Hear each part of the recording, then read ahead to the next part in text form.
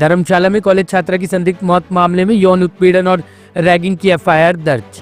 हिमाचल प्रदेश के धर्मशाला में कॉलेज छात्रा की संदिग्ध परिस्थितियों में हुई मौत के मामले ने गंभीर सवाल खड़े कर दिए हैं। इस मामले में पुलिस ने यौन उत्पीड़न और रैगिंग से जुड़े आरोपों को लेकर औपचारिक रूप से एफआईआर दर्ज कर जांच शुरू कर दी है। मृतक छात्रा धर्मशाला की ही रहने वाली बताई जा रही है और उसकी मौत को लेकर परिजनों तथा स्थानीय स्तर पर गहरी चिंता और आक्रोश देखा जा रहा है। पुलिस अधिकारियों का कहना है कि जांच के दौरान जो भी तथ्य सामने आएंगे उनके आधार पर आगे की कार्रवाई की जाएगी और यदि कोई व्यक्ति दोषी पाया जाता है तो उसके खिलाफ सख्त कानूनी कदम उठाए जाएंगे। हाँ सर। कौन से सर? सर का नाम क्या है? सर का नाम अशोक सर था। अशोक सर। अच्छा, क्या बोला था अशोक सर ने? अशोक सर बहुत ही बुरे सर थे। क्या कहते थे? अशोक सर लाइक क्या बोला था अशोक सर ने?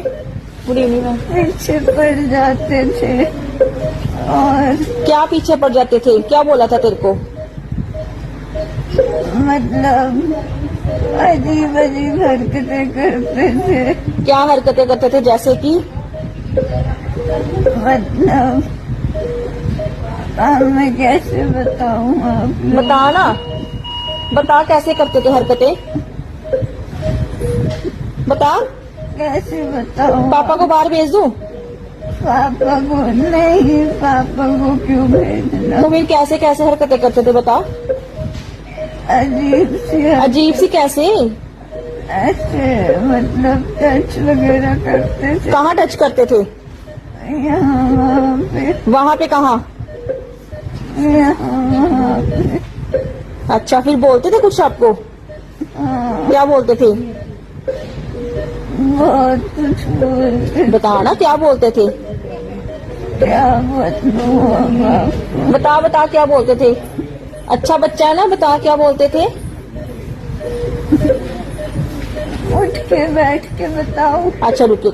हुई थी और उस कंप्लेंट को हमने वेरीफाई करने के बाद एफआईआर रजिस्टर करी है इसमें, और कल इवनिंग में एफआईआर रजिस्टर हुई है। इसमें जो धाराएं लगी हैं वो 115(3)75 और सेक्शन 3 क्लॉज 5 लगा है बीएनएस का, और रैगिंग एक्ट के तहत भी मामला दर्ज हुआ है।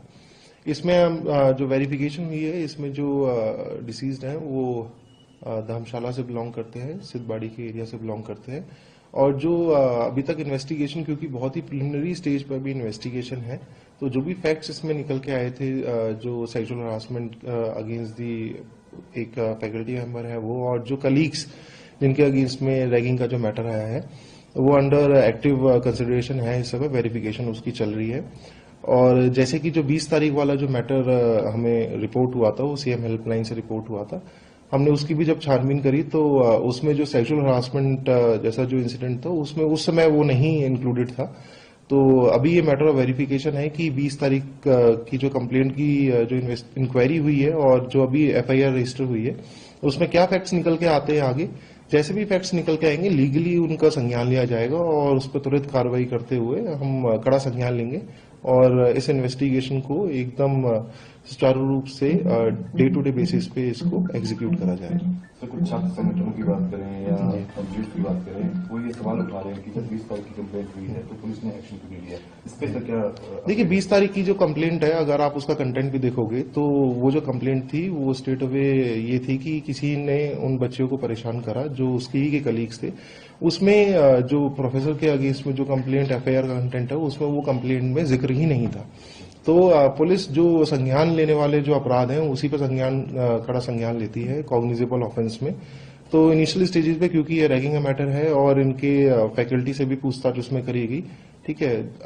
इनिशियली इस स्टेज पे ये चीज बताना कि क्या चीज सही है और क्या चीज गलत है, तो वो कहना बहुत ही मुश्किल होगा क्योंकि बहुत ही इनिशियल स्टेजेस पर भी इन्वेस्टिगेशन है। जैसे ही इन्वेस्टिगेशन और इसमें टाइम पास होगा तो इसमें जो है रेलिवेंट सेक्शंस के तहत और जो फैक्ट्स हमारे पास निकल के आएंगे उसी के बेसिस पे हम आगे कार्रवाई करेंगे। जिस वक्त कंप्लेंट हुई थी उस वक्त परिजनों से बात हुई थी, उनके क्या बयान थे? अभी जो है उसमें क्या? देखिए, जो बयान है वो तो मैं अभी शेयर नहीं कर पाऊंगा, लेकिन मैंने आपको बताया कि सेक्सुअल हरासमेंट का उस समय कोई भी जिक्र उस समय नहीं करा गया था।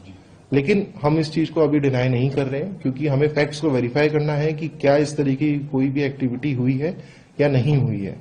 तो हम उसको देखेंगे आगे, जैसे भी हमारे पास एविडेंसेस आएंगे हम उसी के बेसिस पर इन्वेस्टिगेशन करेंगे। लड़की 2 महीने से एडमिट थी, कौन कौन से हॉस्पिटल में थी और कब से उसका ये इलाज चल रहा था और उसकी डेथ कौन से हॉस्पिटल में हुई और कब हुई है? देखिए, जो हमारे पास इंटीमेशन आई है उसमें डिफरेंट हॉस्पिटल से इनका ट्रीटमेंट हुआ है, 7 हॉस्पिटल्स है, तो मैं उसका आपको रिटर्न में शेयर कर दूंगा इन्फॉर्मेशन। और मल्टीपल हॉस्पिटल्स में ट्रीटमेंट हुआ है, तो हम ट्रीटमेंट समरी भी हॉस्पिटल से अभी टेकअप करेंगे और उसको भी इन्वेस्टिगेशन का पार्ट बनाएंगे कि व्हाट वर द रीजंस कि क्यों इस तरीके से जो है उनकी डेथ हुई, उसका भी हम कारण जो है वो इन्वेस्टिगेट कर रहे हैं। सर, कहीं न कहीं वीडियो में ये भी बताया जा रहा है कि लड़की दलित समुदाय से, ऐसा था? ऐसा क्या था मामला? ये मामला क्या है? देखिए, ये जो एफआईआर है ये उनके फादर की कंप्लेंट पर रजिस्टर हुई है और एफआईआर में कहीं पे भी इस चीज का जिक्र नहीं है कि जो भी ऑफेंस या जिस तरीके से रैगिंग हुई है वो इसी कारणवश हुई होगी, बिकॉज दी पर्टिकुलर जो पर्सन है वो पर्टिकुलर कम्युनिटी से बिलोंग करते हैं। तो ब्यूरो रिपोर्ट, टीम सृजन न्यूज।